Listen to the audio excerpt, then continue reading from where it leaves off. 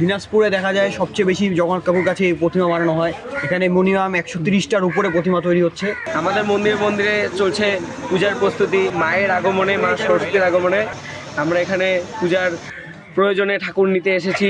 দিনাজপুরে আর কোথাও এরকম প্রতিমা বানানো হয় নাকি আমার জানা নাই, কিন্তু এখানে অনেক প্রতিমা বানানো হয়েছে। একটা প্রতিমা আর একটা তুলনায় অনেক সুন্দর লাগতেছে এবং আমিও আমার বাসার জন্য এখান থেকে প্রতিমা নিছি। কোথাও কি জানা নাই যে এরকম কতগুলা প্রতিমা বানানো হয় নাকি। আমরা মূলত এবার 130টার মতো প্রতিমা কাজ করতেছি। আমরা মূলত 8জন কর্মচারী কাজ করতেছি। আর সরস্বতী পূজা যে বাজেট সীমিত থাকে, কারণ এটা প্রত্যেক স্টুডেন্টরা করে থাকে। আর এটার ওই অনুযায়ী আমরা তার ডিজাইন অনুযায়ী কাজ করে থাকি এবং এটা ফুটিয়ে তোলার চেষ্টা করি। আমরা 130টা সরস্বতী প্রতিমা বানাচ্ছি।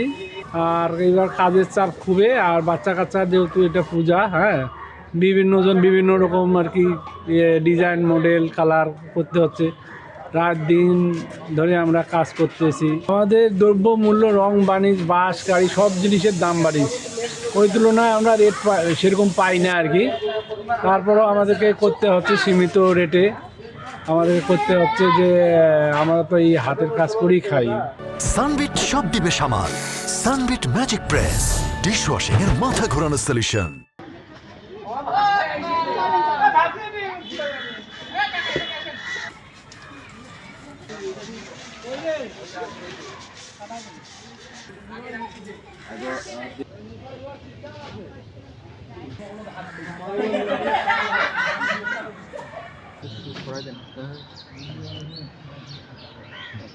আমরা খুব ব্যস্ত সময় অতিবাহিত করি।